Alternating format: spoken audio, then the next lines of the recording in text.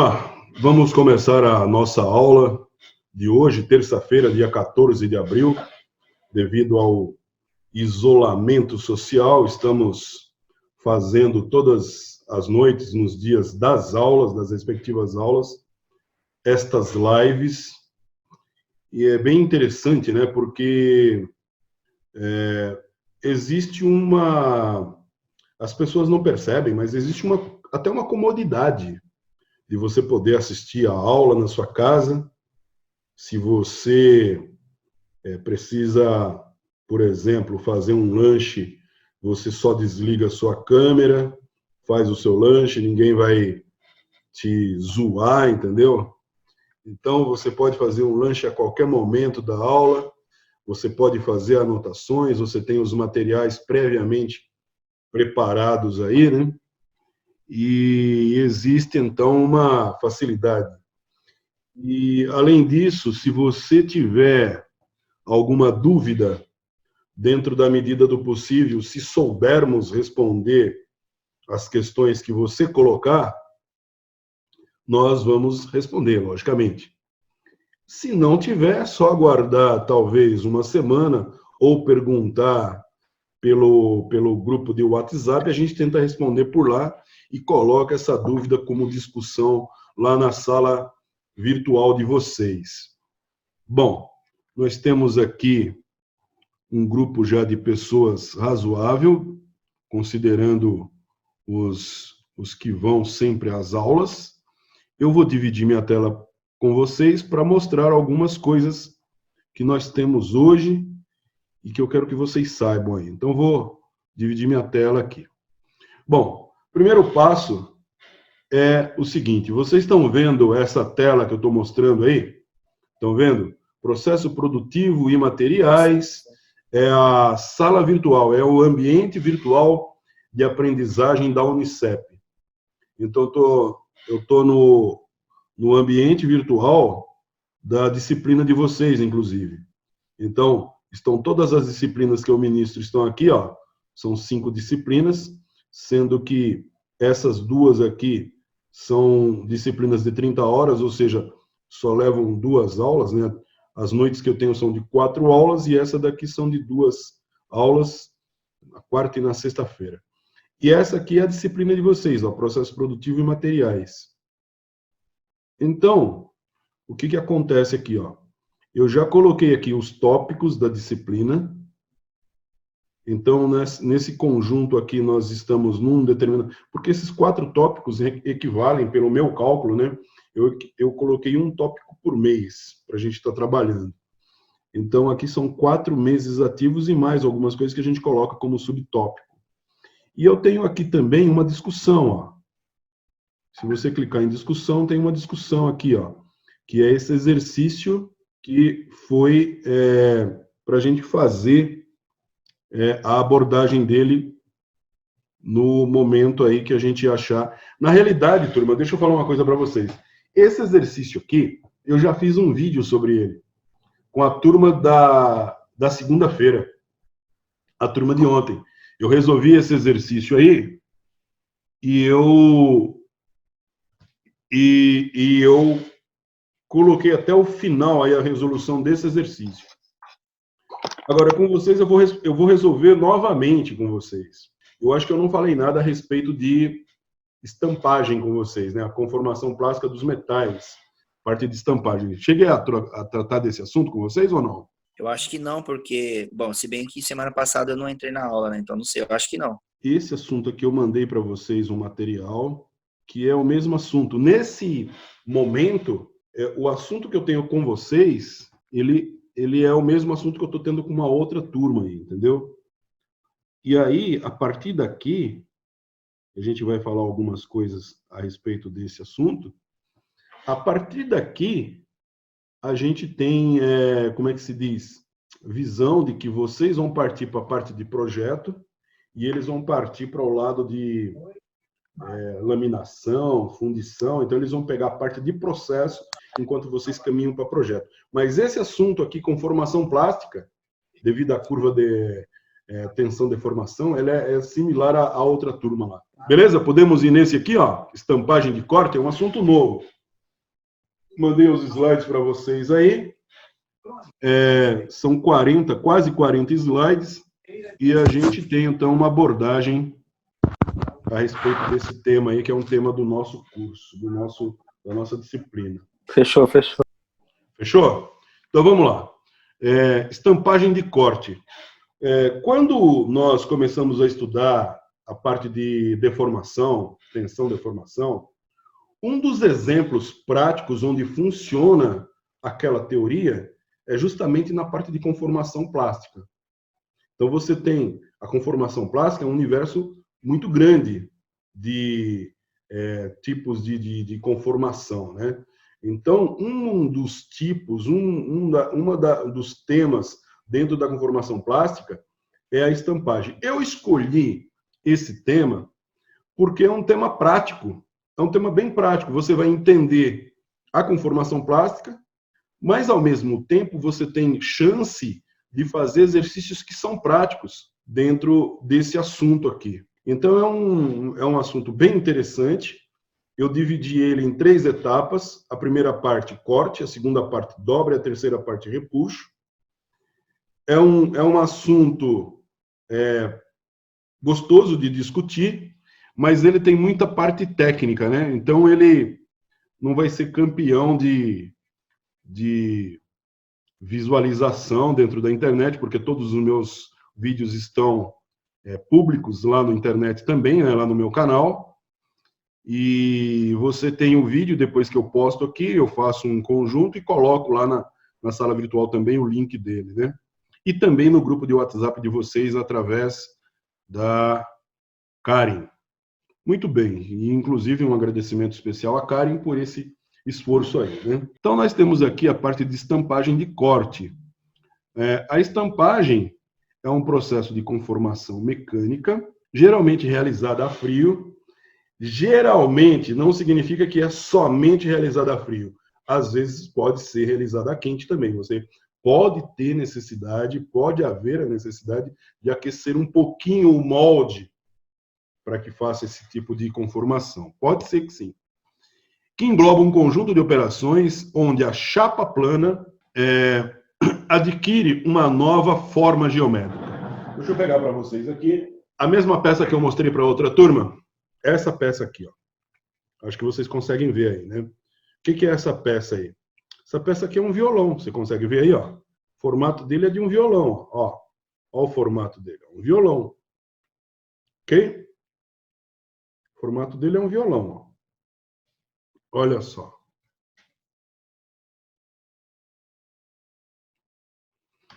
Então, isso aqui é uma peça feita por conformação mecânica, estampagem. Então, você tem a geometria. Além da geometria, você tem um furo, tem um rasgo aqui na ponta e tem 2 rasgos aqui. Esse furo, em particular, também foi feito no mesmo processo, só que esse furo pode ser deixado por último para ser feito na furadeira. Esse furinho aqui, ó. Você vê aqui na ponta. Essa chapa tem uma espessura, tá? Estou supondo aqui que essa espessura seja por volta de 5 milímetros. E é uma ferramenta pesada para estampar isso aqui. Muito bem. Então, ele está dizendo isso em função desse negócio. Um conjunto de operações onde a chapa plana, isso aqui é uma chapa a princípio, né? Você tem uma chapa, isso vai ser importante para você ver lá na frente, né? E você tem uma chapa, vamos supor, tá? De 1 metro por 2 metros, 1 por 2. Na espessura que vai ser estampada a peça, você corta essa chapa em função do layout que você coloca essa peça. Essa peça, ela pode estar assim, deitada, uma na frente da outra, ou ela pode estar assim, de pé, uma na frente da outra, um conjunto de peças. Ela pode estar inclinada dentro do nosso layout, né? E aí vai ser uma na frente da outra, né? Então você tem, de acordo com o layout, você tem uma largura de tira. E essa tira, então, ela é guilhotinada, né? Você tem várias tiras tiradas da chapa de 1 por 2, a chapa pode ser maior, nós estamos citando como exemplo uma chapa de 1 metro por 2 metros, e aí, através de um punção, você modifica a geometria inicial dessa chapa, né, que ela está no formato de uma tira grande. Então, você produz peças de variadas formas, simples até complexas, de simples até complexa. Isso aqui é uma peça simples. Por quê? Porque ela tem uma geometria, apesar da geometria dela ser um pouco invocada, né, no formato de um violão. Isso aqui é uma peça simples, não tem nada no outro mundo nessa peça aqui. Essa peça é uma peça bem simples. Visto o baixo custo da unidade, ele está dizendo, quer dizer, uma peça estampada é uma peça de baixo custo, com homogeneidade entre as peças. Homogeneidade é que uma sai igual à outra. Ele vai falar, a primeira peça cortada terá as mesmas dimensões da, sei lá, que número que é esse aí, a centésima, milésima peças, com uma precisão de 1/100º de milímetro a alguns microns. Eu acho um exagero falar de micron, mas tudo é possível, né? Muito bem. Então, isso é a estampagem, um processo de conformação mecânica geralmente realizado a frio. Esse processo de conformação mecânica, ele ocorre por meio de uma máquina chamada prensa, que é essa máquina que está aqui, ó. Essa máquina que está aqui. Está escrito Mank nela, né? Ó. Essa máquina, eu quero crer que eles tentaram fazer um croquis dela aqui. Então, você percebe aqui que você tem a máquina, e aí você tem essa parte achurada, com essas linhas inclinadas aqui. Essas linhas inclinadas chamam achura. Ela é a ferramenta, você tem a parte de cima e a parte de baixo. E você tem uma silhueta preta presa entre duas placas aqui, ó. Essa silhueta preta é a peça. Então, você tem a peça que tem esse formato aí. E embaixo você tem alguns cilindros da placa matriz. Você tem a placa matriz, que é essa parte de baixo, e você tem a parte de cima, o êmbolo principal, que faz descer esse cabeçote aqui, né, que tem o punção. Muito bem, as operações de estampagem são feitas por meio de prensa. A seleção de uma prensa depende do formato, tamanho e quantidade de peça que você vai fabricar. Muito bem. Aqui ele está avançando um pouquinho mais como é que é processado esse corte. Então, você tem uma ferramenta de corte. O que é que ela vai fazer? Um corte. Então, o corte ele começa a ocorrer no momento que você tem uma matriz, que é essa parte de baixo, está aqui, ó, mostrando em outro ângulo, e um punção. Então, você tem a chapa, ela fica entre a matriz e o punção. Esse punção, normalmente, é ele que desce. Pode ser que a matriz suba também. Mas, geralmente, vamos dizer assim, 90% dos casos, numa ferramenta, o punção é que desce fazendo o corte. Então, o punção desce, e aí você tem exatamente aquela condição que vai favorecer a uma coisa chamada cisalhamento, a um fenômeno chamado cisalhamento. Então, você tem o punção fazendo um esforço aqui nesse canto, nesses cantos aqui, ó, da chapa, e essa matriz fazendo uma reação na mesma direção em sentido oposto. Então, vai gerar um efeito tesoura aí. Gerou o efeito tesoura, a chapa ela tem uma resistência, que você estudou lá no tensão e deformação, ela tem uma resistência. Passou aquela resistência ali, ela estoura, ela corta, ela cisalha. Então, você tem aqui o processo. Ó. Ele até desenhou, para ficar mais ilustrativo, umas linhas aqui, ó, e as linhas se deformando à medida que o punção está descendo. Então, você tem, no primeiro momento, um esmagamento, no segundo momento, um cisalhamento, e num terceiro momento, isso aqui acontece tudo simultaneamente, assim, numa sequência, né? Ele vai descendo, punção vai descendo, vai esmagando, chegou no esmagamento lá, ele começa a cisalhar e depois ele estoura e a peça cai na parte de baixo do furo que está lá na matriz. Normalmente, se é uma peça cortada. Muito bem, então é isso que acontece. O punção é o elemento que, por intermédio de uma prensa sobre a matriz, sobre a chapa, melhor dizendo, exerce esforço de compressão, convertendo esse em esforço de cisalhamento, cortando ou furando a peça. O punção, ele pertence à parte móvel do estampo. Então, a ferramenta de corte, ela é chamada de ferramenta de corte, ela é chamada de punção ou matriz, ela é chamada de estampo, normalmente estampo, né? O jargão comum de fábrica vai chamar essas ferramentas de estampo. Então, você tem que o punção pertence à parte móvel, ao cabeçote superior, que é a parte móvel do estampo, e deve apresentar forma total ou parcial do produto. Normalmente, o produto a ser cortado é a forma total do produto. Apenas a ponta de corte recebe tratamento térmico, que é uma têmpera. Então, você tem diversos tipos de tratamentos térmicos, né? O tratamento térmico, ele é realizado para que aquele punção ele fique mais duro, ele fique mais adequado ao corte. Porque se você fizer com aço e não fizer tratamento, ele vai desgastar as bordas dele, as arestas. Vai estourar o punção, vai estourar a matriz, aí não tem sentido, né? Muito bem, então, dimensionamento do punção. Então, você tem aqui um punção. Normalmente, esse punção, ele tem essa parte aqui, ó, de baixo, que é a parte cortante. Ela não vai entrar tudo isso aqui, ela vai entrar só essa cabeça aqui. Aí, ela está presa a um corpo cilíndrico, né? Então, vamos supor que esse punção é cilíndrico, está preso a um corpo cilíndrico um pouco maior. Então, aqui você tem um diâmetro Dzinho, está aqui, ó, ele está sugerindo o diâmetro Dzinho. Aí, você tem o corpo com diâmetro D1, que está aqui, ó. Depois você tem a cabeça que fica presa na placa de cima, né? Na placa do cabeçote, na placa presa ali, e ela tem esse cabeçote para ela não descer. Esse diâmetro é chamado de D2. Então veja, ó, vamos pegar só um deles aqui, ó. Você tem o D, que é o diâmetro dessa parte da cabeça aqui, com a precisão J8.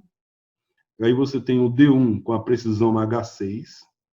E você tem um D2 com mais ou menos 1/10, porque isso aqui fica livre, não vai encaixar em lugar nenhum, e mesmo que encaixe, você faz com 1 milímetro de diferença, não vai ter ajuste nenhum isso aí, a cabeça, né? Então, o D2 com mais ou menos 1/10 de tolerância. O comprimento aqui, pela nossa experiência, eu acho que ele comeu bola aqui, na hora dele registrar esse comprimento. Então, o comprimento L, que é essa medida aqui, ó, aqui deve estar em centímetro, não em milímetro. É muito pequenininho para estar em milímetro. 10 milímetros, punção com 10 milímetros. Não dá nem a cabeça cortante dele, ó. Não dá nem o corpo. Então tem que ser 10 centímetros, tem que ser alguma coisa um pouco maior. É pura dedução. Qualquer um de vocês, ou eu, que a gente está com mais experiência, isso aqui tem mais ou menos 10. Então, é mais ou menos essa medida, dependendo do punção aí. Então, ele pega aqui, o primeiro, ó. Essa cabeça aqui de baixo, ó, D, com 2,4 a 4 milímetros. Coisinha pequenininha, um punçãozinho assim para fazer um furinho. Ele vai ter o diâmetro do corpo com 10 milímetros. O diâmetro da cabeça vai ser 13. E o comprimento aqui dele vai ser 10 centímetros, 100 milímetros. Você vai cortar uma chapa de 2 milímetros. Se for um furo de 2,4 a 4, então o diâmetro DJ de 2,4 a 4, D1 é igual a 10, D2 igual a 13 e o L igual a 100 milímetros, 10 centímetros. Tudo bem até aí, turma? Tranquilo? Tranquilo, professor. Beleza, vamos em frente. Todo e qualquer estudo direcionado à engenharia, a engenheiros ou tecnólogos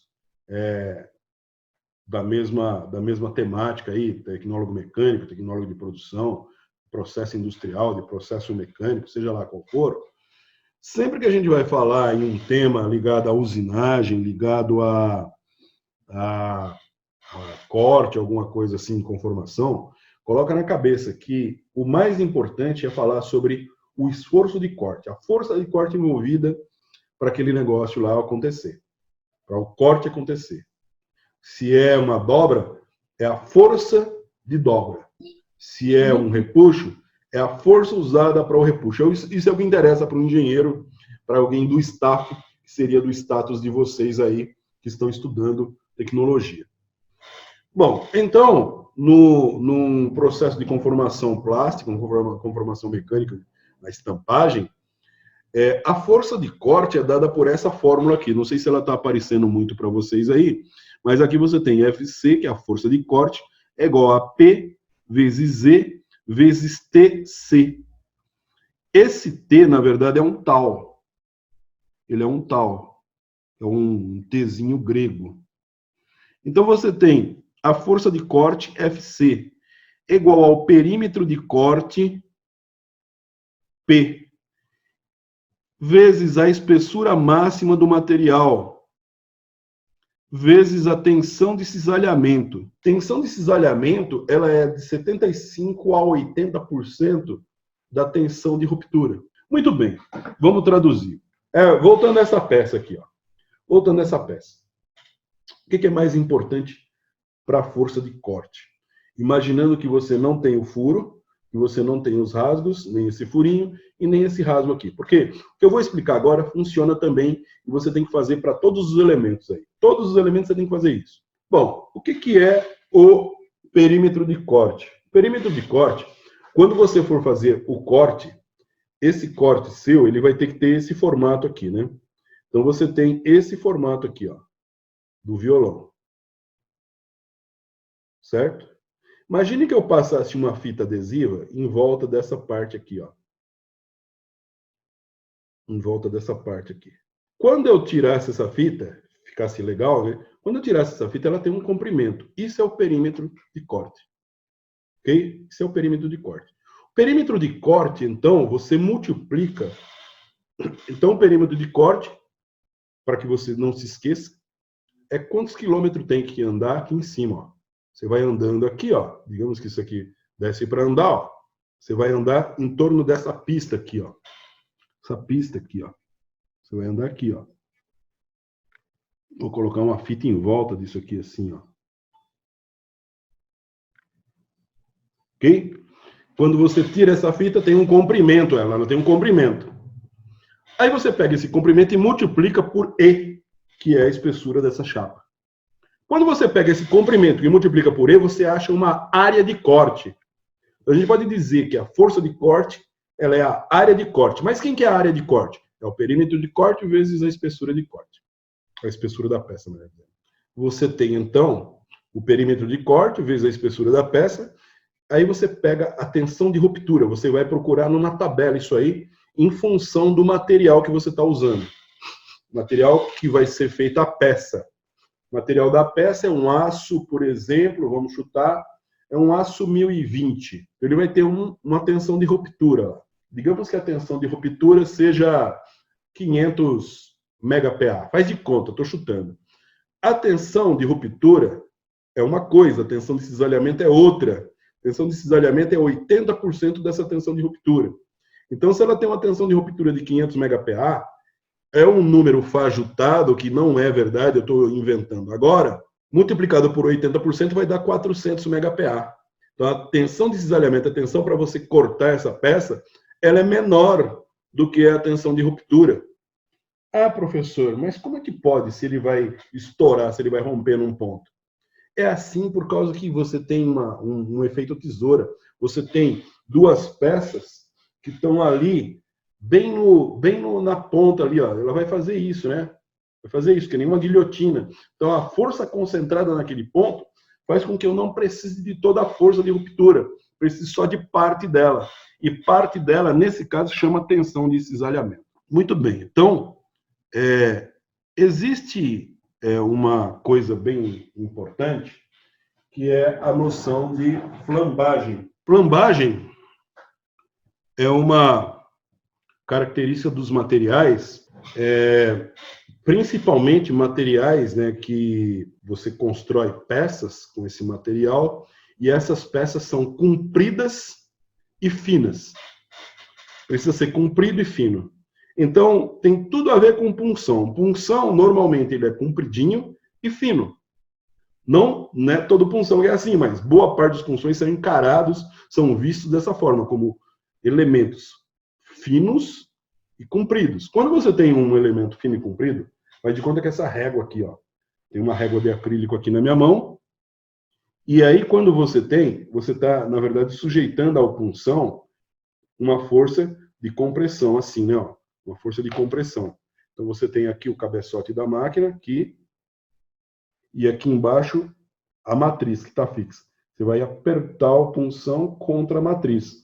Então ele tem uma cavidade que ele vai entrar ali. A matriz tem um buraco que o punção vai entrar ali. Entendeu? Muito bem. Mas até que isso aconteça, até que aconteça o estouro, o punção está sujeito a forças, como eu estou fazendo nessa régua aqui, ó. Eu estou comprimindo essa régua aqui assim, ó. Então ela faz um abaulado, ela dá uma deformada no sentido de que é como se ela fosse uma corda, né? Onde eu consigo dobrar ela assim, né? Não é essa força que eu estou fazendo agora. É uma força para dentro, assim, ó. Para dentro, tá vendo? Estou empurrando para dentro. Então, quer dizer, é essa força que o punção, ele está sujeito, na maior parte das vezes, qualquer tipo de punção, todas as punções estão sujeitos à força de compressão. Para alguns, ocorre esse fenômeno dele abaular. Esse abaulamento não vai chamar de abaulamento, que fica feio. Para alguém que está fazendo um curso superior, vai chamar essa força de flambagem. Isso é a flambagem, entendeu? Então, a flambagem, você vai usar cálculos para você poder fazer um levantamento, que são essas fórmulas aqui, ó. Mas o mais importante dessas fórmulas é que uma delas relaciona, que é essa fórmula aqui, ó, ela relaciona com o limite o módulo de elasticidade do material. Então você tem que a força de corte era igual a π ao quadrado veio daqui, vezes z. Aqui quando eu puxei aqui, desconfigurou, eu não tive tempo de configurar. Mas isso aqui é π ao quadrado, ó, isso aqui é π ao quadrado, vezes o módulo de elasticidade, vezes j. J é o momento de inércia. Então, todo o material em função, toda a geometria em função dessa geometria, né, toda a geometria, ela tem lá um momento de inércia. Então, é chamado de J. Dividido pelo comprimento do punção ao quadrado. Então, você usando essa fórmula aqui, você consegue calcular FC. Vamos para frente, porque tem uma relação. Então, você tem duas fórmulas para FC, correto? Você tem uma que está ligada ao módulo de elasticidade e momento de inércia, e você tem uma outra que é essa parte aqui, ó. Perímetro de corte vezes espessura, vezes tensão de cisalhamento.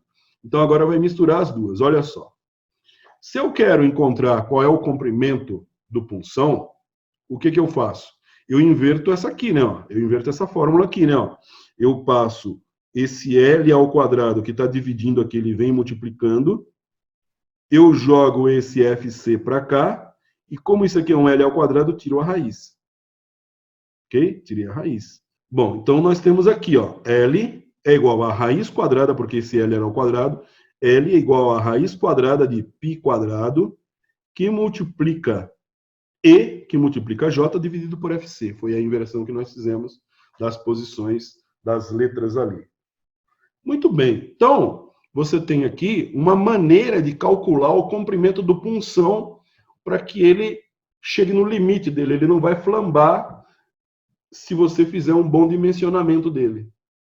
Ok? Por quê? Porque a flambagem é o parâmetro. Então, se você aumentar demais o esforço naquele punção, porque está mais ou menos limitado pela força de corte que você precisa para aquele material, então você pega a força de corte e relaciona ela com o módulo de elasticidade, inércia e o π tira a raiz, então você tem o comprimento que aquele punção pode ter para ele não flambar. Ok? É assim que funciona a coisa.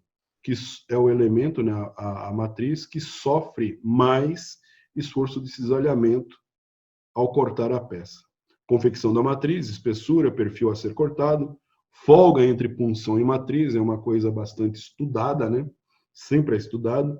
e ângulo de escape, que facilita a saída da peça. Então, quando você tem uma peça, um estampo, você tem, faz de conta que isso aqui é a nossa matriz. Então, eu estou vendo a nossa matriz aqui.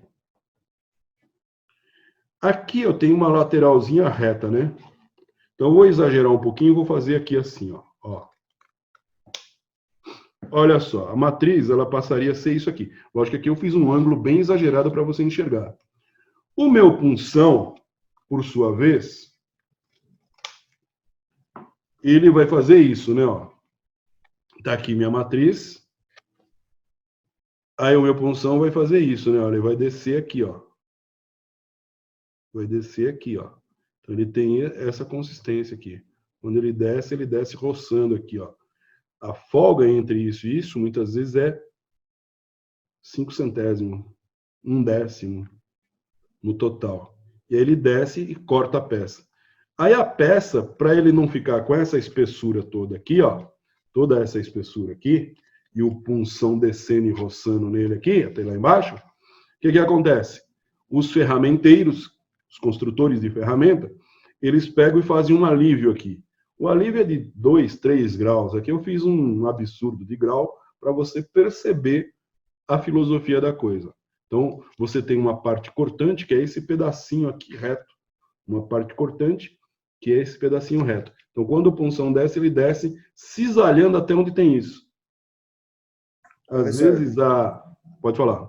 Pode falar, isso aí Lucas. seria o fundo da matriz, né? Para dar alívio de cavaco, né? Isso. Beleza. Fundo da matriz. É a saída dela. Saída dela para não... Para você não ter o punção emperrando nela, né? Senão o punção emperra. Se ele fosse reto até embaixo, poderia acontecer isso, né? Dele emperrar, né? Aham. Beleza. Beleza? Bom, aí, às vezes, a saída da matriz é um ângulo assim. E às vezes não é isso. Às vezes é isso aqui, ó. Às vezes é isso aqui. Vou fazer exagerado também para você ter uma noção. Às vezes é feito assim, ó. Ó, aqui está a parte cortante e o cara tirou aqui, ó. É que nem tá mostrando nesse caso aqui, ó. Esse primeiro caso aqui, ó. Tipos de saída que tem, ó. Aqui ele já começa a mostrar um ângulo, ó. Aqui ele começa a mostrar um ângulo. Aqui também. Mas aqui na primeirinha aqui, ó, ele mostra um rebaixo, né? Como se fosse na parte contrária um rebaixo. A peça cisalha e cai lá embaixo. Às vezes já cai dentro de um latão lá embaixo, entendeu? Um latão para recolher as peças que estão saindo ali. Muito bem. Então, isso aqui eu vou deixar vocês estudarem. Quanto à espessura da matriz, você tem aqui uma sugestão. Quando você vai determinar a espessura da matriz, você tem uma espécie de um ábaco. Essa construção que tem x, y e um monte de traço é chamada de ábaco. Então, você tem um ábaco aqui, você pega o perímetro de corte que vai ter aqui, você pega a espessura da chapa, cruza a espessura da chapa com o perímetro de corte, ele vai te dar uma linha dessa aqui. Te dando uma linha dessa aqui, essa linha que determina a espessura do punção. Ok? A espessura da punção não, a espessura da matriz. Então, a chapa de 1,5 mm de perímetro de corte, de 100 milímetros de espessura mínima da matriz.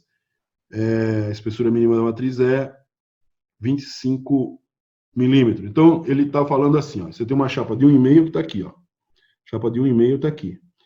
O perímetro de corte você fez o cálculo. Só em volta da geometria que você vai, não multiplicou por nada. Só pegou aquela largura que você percorreria em volta da geometria. Ele está dizendo que essa largura, esse perímetro é de 100 milímetros. Ele pegou, levantou aqui, ó. Aí ele imaginou, né? Você tem uma chapa que está vindo aqui, ó. Ele está dizendo aqui, ó, 18, 22, 25. Se eu estivesse passando uma linha inclinada aqui, bateria nesses 25 aqui, ó. Ele está dizendo, então a espessura da matriz é de 25 milímetros. Beleza, turma? Aqui ele deu outro exemplo. Ó. Então você tem uma chapa de 4,5 de espessura, é quase esse violão que eu fiz aí, com 200, eu não sei quanto tem lá, tá? 200 de perímetro. Então, você leva um inclinado aqui para cima, ela tem praticamente, ó, aqui em cima, ó, 40 milímetros de espessura, que seria a espessura da matriz. Espessura da matriz, dá para você calcular por essa fórmula aqui também, ó. H, que é a espessura da matriz, é igual a raiz quadrada de 6, que multiplica a força de corte, distância de apoio até a ação da força, e o sigma, que é a tensão admissível de flexão. O punção e matriz. Punção e a matriz, eles têm que ter alta dureza, a temperatura ambiente. Isso depende do teor de carbono. Ele tem que ter alta resistência, tanto punção quanto a matriz, tem que ter alta resistência ao desgaste. Temperabilidade satisfatória, ou seja, deve ser fácil, né? Deve ser possível e fácil a temperabilidade, a têmpera dele. Têmpera, eu quero crer que vocês conhecem, sabem o que é, né? Quando você tem um material, digamos que quando você vai fazer uma ferramenta, você vai usar um aço ferramenta. Por mais duro que esse aço ferramenta seja, por mais estável que ele seja, então você vai usar um VND, um VC131, que são aços famosos aí da Vilares. Uma empresa em São Paulo chama Vilares, que produz esses tipos de aço. Pelo menos tinha, né? Antigamente. O que acontece? Por mais que esses aços eles tenham uma boa estabilidade dimensional, uma boa estabilidade neles, você precisa fazer um tratamento térmico. Para quê? Para que ele tenha mais dureza, para que ele aguente o ciclo de corte. Então, você, quando vai bater uma ferramenta, você não bate uma vez só. Você bate inúmeras vezes. Então, ela tem que manter aquele fio de corte na matriz e no punção. Para que isso aconteça, tem que temperar a peça.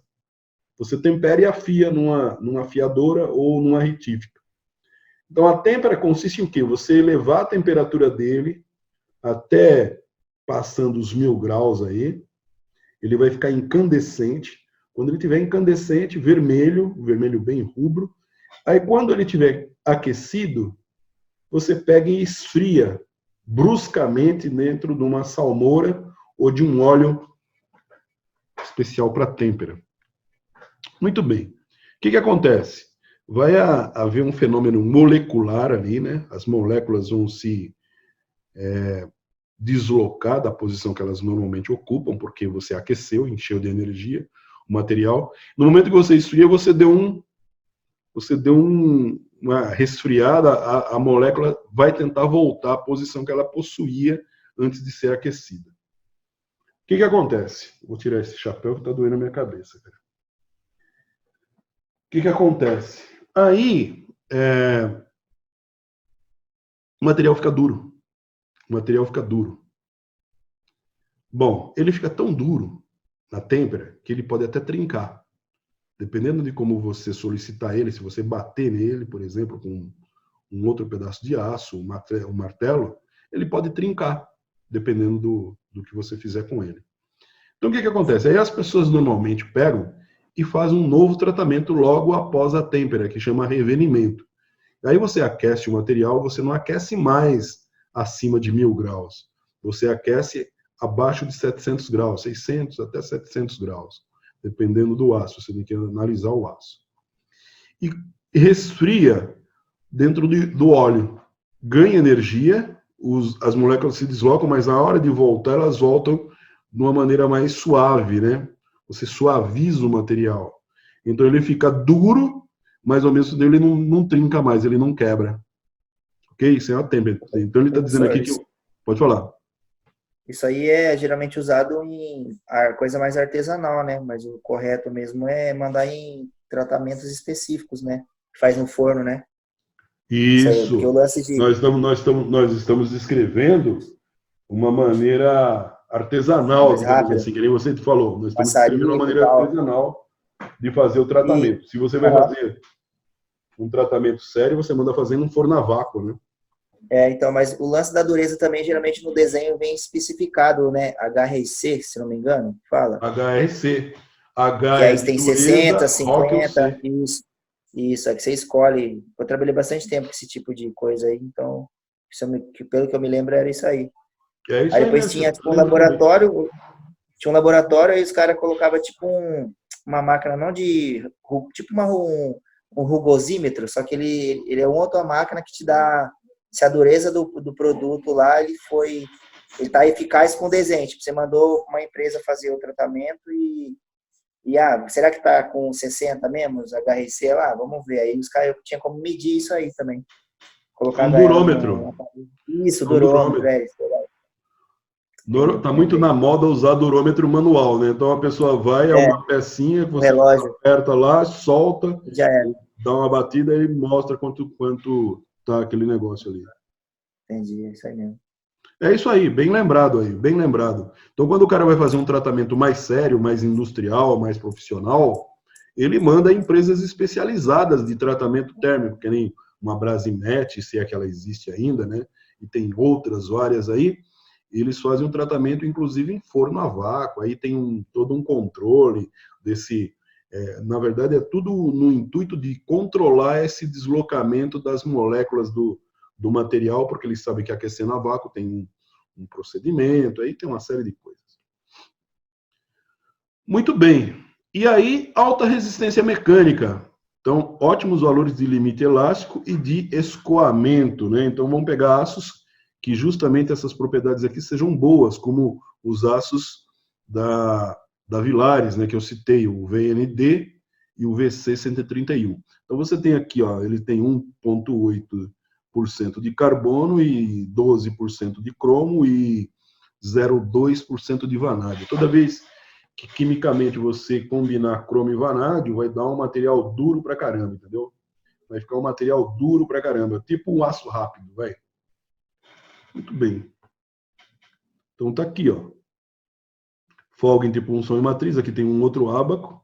Se esses materiais aqui forem os materiais que você vai cortar, né, as chapas que você vai cortar, você entra com uma espessura dela aqui, e aí cruzou com essa curva aqui, cruzou com essa curva, dependendo do material, vem aqui para a esquerda, e aí ele te dá que folga que tem que ter. Tranquilo? É um abacozinho aí meio simples, né? Com poucos materiais, na verdade. Aqui você vai ter toda uma gama de material. Do alumínio ao aço doce, você imagina que tem uma gama gigante de materiais aqui. E ele ainda fala assim, aço doce e latão. Muito bem. A folga entre o punção e a matriz, ela faz o quê? Ela reduz a força de corte, obtendo o máximo rendimento do estampo. Aumenta a durabilidade do estampo, produz peças com relativas tolerâncias. Então, se você tem folga insuficiente, tem um resultado aqui, depois você dá uma lida. Se você tem folga excessiva, vai ter outro resultado no sistema punção-matriz. Bom, aqui está um outro ábaco para você fazer cálculo de folga entre punção e matriz. E ele te dá um exemplo, então, né?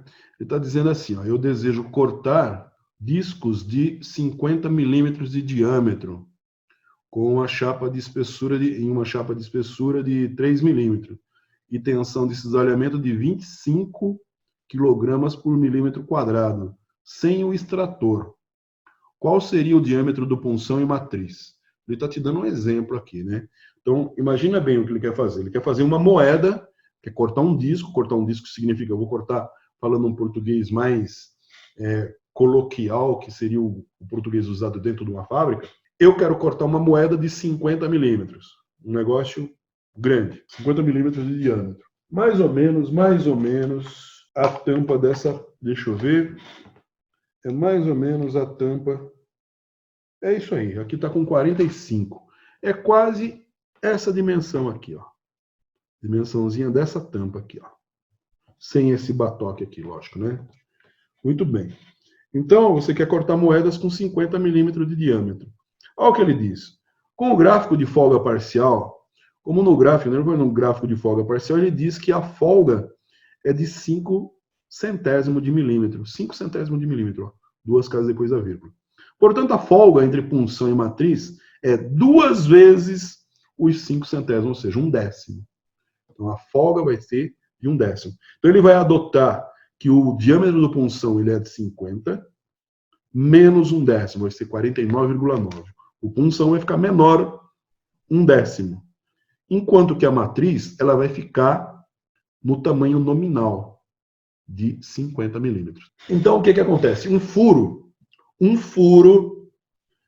normalmente o furo, ele é maior do que o punção.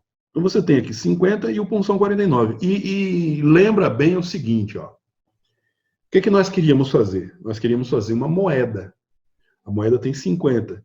Então, a matriz ficou no tamanho final da moeda. O tamanho nominal da moeda, que é 50, ficou na matriz, porque eu quero fazer uma moeda. Muito bem. Aí, ele te dá um segundo exemplo aqui. Nesse segundo exemplo, o que ele está dizendo? Deseja-se furar discos com diâmetro de 50, com uma chapa de 3 milímetros. É a mesma situação da anterior, só que agora ele quer fazer furo. É como se eu não quisesse mais moeda desse tipo. Agora eu quero furo. Eu quero isso aqui, ó, que eu vou produzir, é o furo. Isso aqui, ó, é o que eu quero. Essa parte interna. Não é uma peça, não é um frasco assim que eu estou dizendo. Eu estou dizendo o seguinte: a minha peça, por acaso, ela tem um furo. E esse furo tem que ser com 50. Ok? Entendeu? Então não é uma moeda. É um furo que eu quero que saia com 50. A moeda eu queria que saísse com 50. Agora eu quero que o furo saia com 50. Muito bem. Força de cisalhamento de 25 kg por milímetro quadrado. Qual seria o diâmetro de punção matriz? Então ele dá o exemplo para você e ele está dizendo aqui o seguinte, ó. De acordo com o gráfico de folga parcial, a folga encontrada nesse gráfico de folga parcial é de 5 centésimos de milímetro. Já sabia disso. Portanto, a folga em punção matriz é de 1/10. O diâmetro do punção ficará com 50. Punção vai ficar com 50. O diâmetro da matriz vai ficar 50 mais 1/10, ou 50,1. Você viu que agora inverteu, né? A matriz fica maior. Não é que a matriz lá ficava menor. A matriz ficava exatamente com 50 e o punção ficava menor. Agora que eu quero um furo, o punção fica na medida nominal do furo. E, como a matriz tem que ser maior para o punção poder entrar, ela vai absorver a folga de 1/10. Ela vai ficar com mais 1/10. Bom, turma, então, saúde a todos, certo?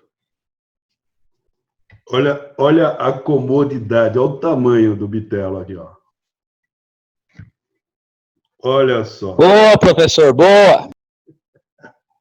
Quando é que dá para fazer uma aula o camarada tomando uma ceva, né, meu?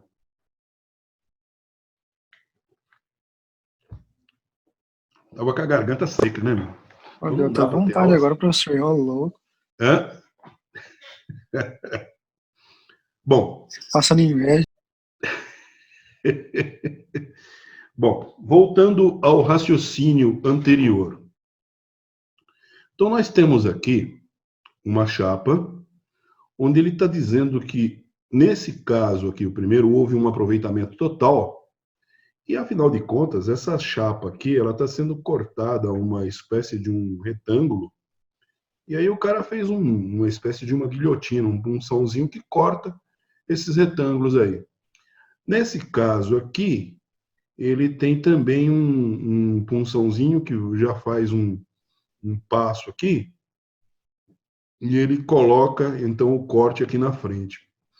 Bom, nos dois casos, o aproveitamento ótimo da tira e um aproveitamento total do material, porque não tem retalho, não tem sobra. Aqui ainda tem esse retalhinho aqui, ó. Então ele não teve um aproveitamento total da tira, né? Muito bem. O estudo da tira e da peça, os fatores importantes são no estudo, né? Dimensões do produto, a precisão, a quantidade e a disposição das peças. Então, quando você vai fazer um estudo de tira, essa é a sugestão de estudo que nós vamos fazer, o exercício. Vou deixar para vocês fazerem aí. E numa das aulas eu falo, né, sobre esse estudo de tira. O que acontece aqui? Você tem duas peças diferentes. Aquela moeda que nós acabamos de falar, à disposição dela, e uma peça retangular com a sua respectiva disposição, né? Então você tem aqui, ele te dá algumas fórmulas, né, em função da espessura. Então você tem, por exemplo, essa distância entre as peças, chamada de M de macaco, essa M1, M e M1. M vai ser uma vez a espessura, e M1 vai ser 1,2 vezes a espessura. Se tiver uma espessura de 2 milímetros, vai ser 2,5 praticamente, e 2 milímetros. Aqui embaixo, ele dá a dimensão N, uma peça já quadrada, aqui não é redonda, uma peça quadrada. Aqui você tem mais área, tá vendo? Tudo isso aqui vai ser sobra, né? Então você tem mais área aqui, por isso ele aposta em dimensões menores. Aqui, como é tudo quadradinho, ele aposta em dimensões um pouco maiores. Tanto que você tem o N, que é essa distância frontal, e entre as bordas o N1. Então o N é 1,5 vezes Z1, e o N1 é 1,6 vezes Z1. Então aqui é maior, né? Senão você tem uma chapa de 2 milímetros, aqui vai ser 3,2, enquanto que entre as peças vai ser 3 milímetros só. Ok? Ele está te dando exemplos de como que é a distribuição, né, das peças nessa chapa aí. Então ele está te dando. Aqui nós temos um outro tipo de produto, né? O produto parece um triângulo, tem as pontas arredondadas, tem mais uma cabecinha aqui. Ele colocou essa peça ao contrário dessa. Então olha aqui, ó, uma coisa bem interessante, ó. Se você pegar essa ponta aqui, ó, indo até a outra ponta aqui, ó, dessa ponta a essa ponta, nós temos uma coisa chamada passo. Você vê que ele deu aqui como passo, ó, o fundo, que é essa ponta e essa ponta, mas é a mesma distância dessa ponta da frente até essa ponta da frente, é a mesma coisa que essa ponta de trás até essa ponta de trás. É chamada de passo. Agora, nessa peça aqui, ó, olha o passo, ó, dessa ponta até essa ponta aqui, ó. Ele praticamente pula uma peça. Ele vai contar com a largura dessa peça, mais essa ponta aqui na frente e essa ponta aqui na frente.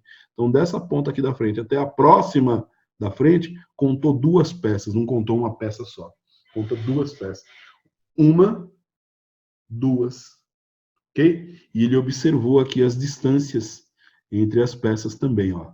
Distância M. Tá? Então, você tem o primeiro corte, no primeiro passo, e um segundo passo dá o segundo corte aqui, ó. Ok?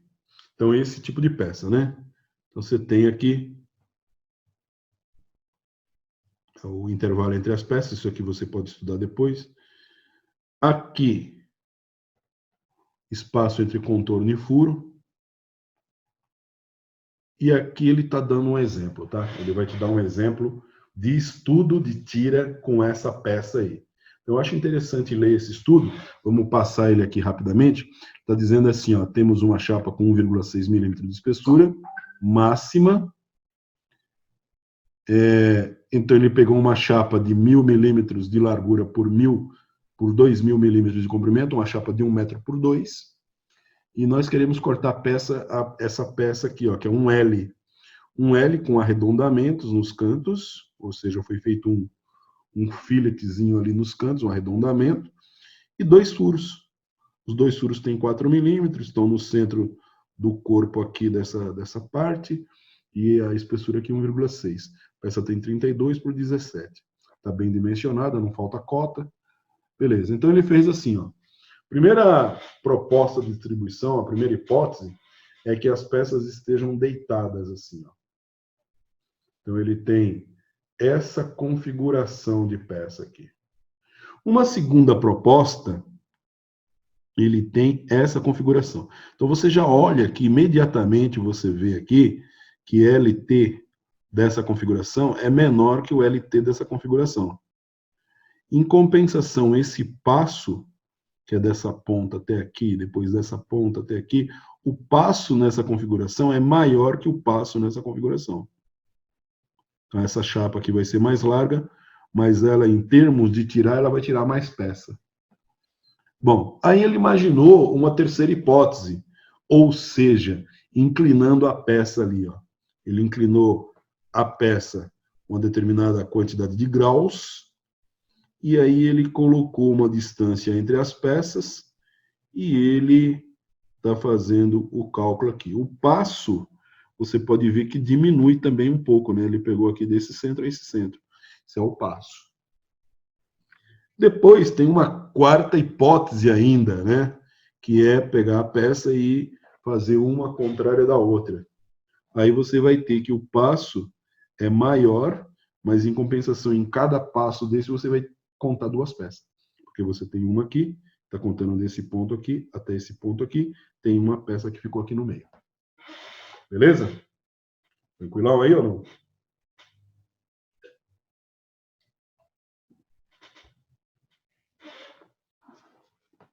Muito bem. E aí, ele tem uma quinta hipótese, olha só. Ele tinha essa hipótese aqui, que é a quarta. Ele melhorou um pouquinho, fez essa hipótese aqui, ó. Praticamente ficou uma peça dentro da outra. Então, ele tem esse passo aqui. Essa LT, largura da chapa, é um pouco maior, a largura da tira, melhor dizendo. É um pouco maior, mas em compensação sai duas peças aqui. Bom, aí ele faz um cálculo aqui, ó, dos intervalos, ó. O N vai ser igual a 1,5 vezes a espessura, 1,5 vezes 1,6 dá 2,4, e 1,6 vezes 1,6 vai dar 2,56. A largura da tira vai ser 2 vezes N1, ó, N1 aqui em cima, N1 aqui embaixo, mais N, mais a largura.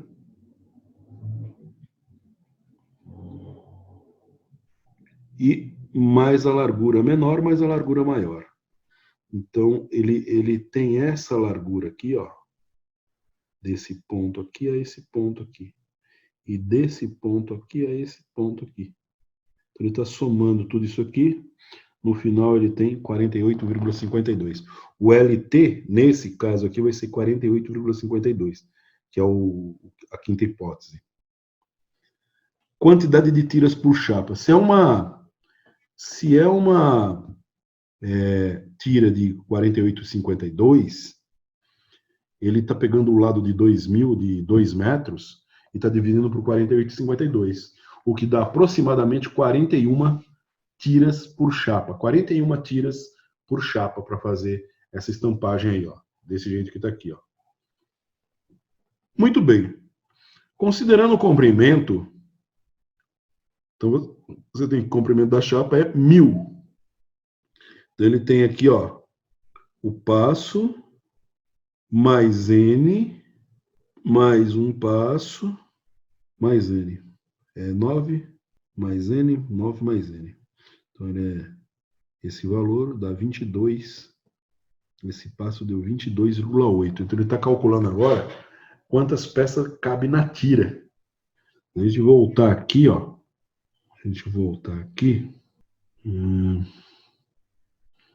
Essa distância aqui está encavaladinha aqui, então ele vai pegar.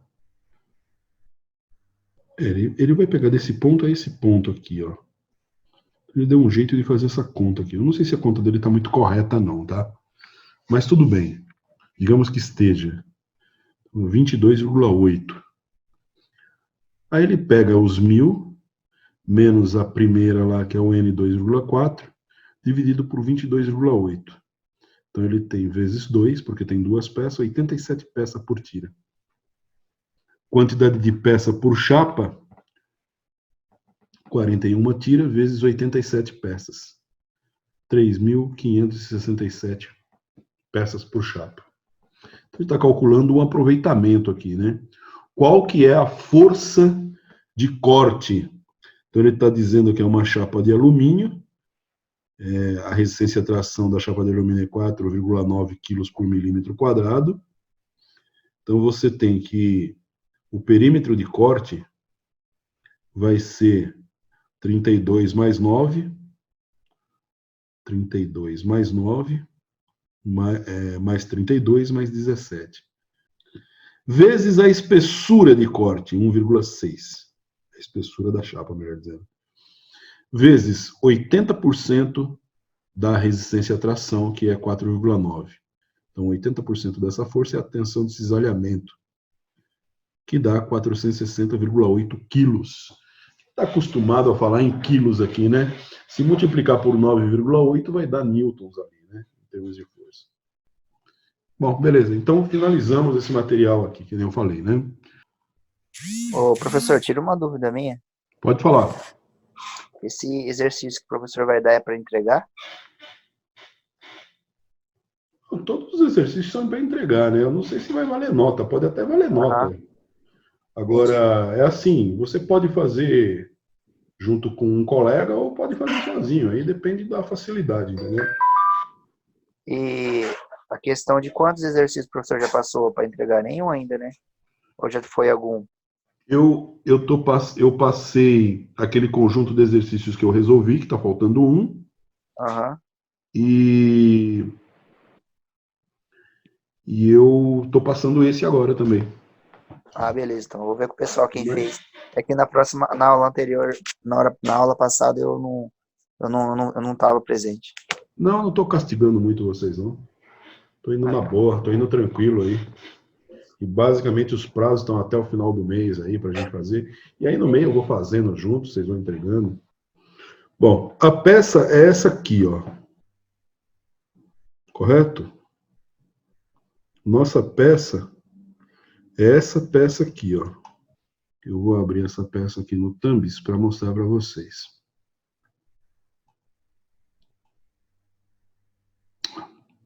Deixa eu tomar essa aqui de baixo.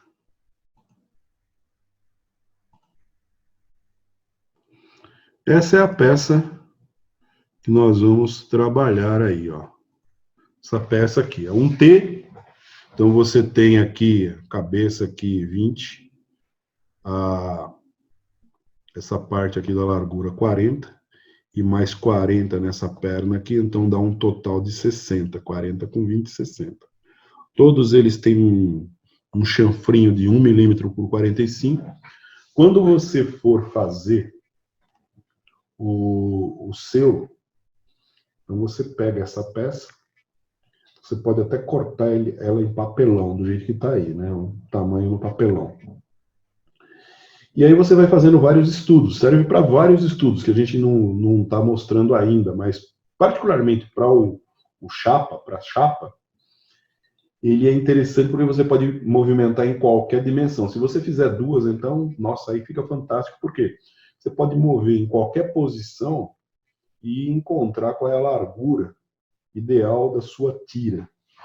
Ou então, isso aqui pode ser desenhado no CAD, e uma vez que foi desenhado, então já passei para a Karen, você vai estar fazendo contato.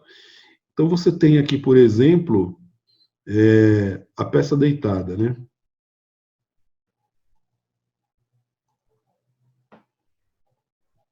Peça deitada.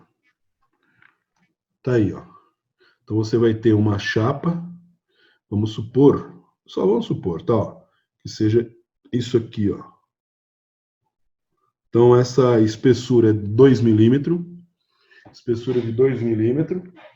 Então você vai fazer um estudo com a peça deitada, por exemplo, assim, ó. Então você vai descobrir que largura é essa aqui.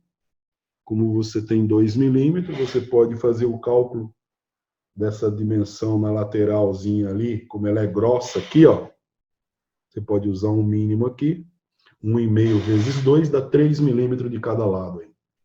Essa largura aqui tem 40, então a largura da sua chapa vai ser 46. Isso é um estudo, esse é um. Você pode fazer um segundo estudo, aí fica à vontade, é só sugestão que a gente está dando. Essa é a peça deitada, essa é a peça de pé, essa é a peça de pé. Então você tem, de novo, uma peça que tem muito material aqui, né? Ó. Tem muito material aqui, ó. Então você tem essa distância, pode ser a mínima. Então, você pode multiplicar por 1,5, vai ter 3 milímetros aqui, 3 milímetros aqui. Essa cabeça tem 40, desconta essa daqui, daqui até a próxima entrada aqui é mais 3, então vai ser 43 o passo. E aí você faz o cálculo de quantas peças cabem na tira. A tira, por sua vez, vai ter 3 milímetros aqui, 3 milímetros aqui embaixo. Ela tem 40 com 20 e 60, então são 66 de largura nessa tira. Muito bem, esse é um exemplo. E por fim, esse aqui é outro exemplo. A peça inclinada. A peça inclinada é um outro exemplo. Então aqui eu não fiz a conta, tá? Então aqui tem uma maneira de fazer, você passa uma linha aqui, e mede daqui para cá no CAD, vê quanto está essa largura, mas como tem muito material aqui, você pode usar o mínimo, 1,5 vezes 2, vai dar 3 milímetros de cada lado, só que eu não sei que medida que é essa. E aí você faz um cálculo. Qual que é a minha sugestão? Você faz um estudo de tira desse jeito, quantas peças vão sair na tira, quantas peças vão sair na chapa. A que der maior número de tiras, que der maior número de peças na chapa é a campeã. É a que você vai adotar. Porque a partir desse estudo aí, quando dá o máxima quantidade de peças na chapa, é a partir desse estudo que você faz o dimensionamento e configuração do seu punção matriz. Na realidade, esse estudo aqui pode ser usado nesse que a gente está fazendo aí. Pode ser usado nesse. Ó. Então, você tem um estudo da FATEC aqui, que é para essa peça aqui. Então, o que o cara fez? Ó? Não sei se você consegue ver, é só essa página aqui. Ó. Então, ele colocou aqui ó, a peça, o croquisão da peça, a primeira proposta, a segunda proposta, a terceira proposta e a quarta proposta. E aí ele foi contando ó, o número de tiras que dá. Ele tem uma tira, ele fez um estudo dessa tira, e ele considerou, então, baseado nessa tira, que aqui vai sair 46 peças, aqui sai 32, aqui sai 38, aqui sai 50 por tira. Em compensação, o número de peças por chapa, aqui deu na primeira 552, 352, 570 nessa terceira e 550. E o aproveitamento da chapa, aqui deu 79,9% e aqui 81%. Então, o meu conselho, isso aí foi passado também, talvez eu passe agora de novo para a Karen, é pegar esse material e dar uma olhada nele com carinho antes de você começar a fazer. Porque uma vez determinado, se ele determina essa, ou se ele determina essa, ou mesmo se ele determina essa que tem tudo para ser essa aqui, 81%, 81,5% de aproveitamento, se ele escolhe essa, daqui para frente, quando ele for desenhar a ferramenta, tem que ser baseado nesse cara aqui, nessa disposição, nesse layout de chapa aí, nesse layout de tira. Beleza, turma? Tranquilinho aí ou não? Beleza. Beleza. Bom, então, nós vamos finalizar essa aula, lembrando que a gente vamos dar continuidade na semana que vem, e aí possivelmente eu vou fazer o cálculo de tira e vou apresentar o cálculo do exercício 5, se der tempo na mesma aula, e aí vocês podem ter um aproveitamento. Aí a gente salta para uma segunda etapa, que aí vai para o cálculo da força de corte, e aí a gente termina esse exercício. Então, obrigado mesmo pela presença. Beleza, tudo de bom. Beleza? Tudo de bom aí. Valeu. Valeu, tudo de bom. Valeu. Falou e saúde.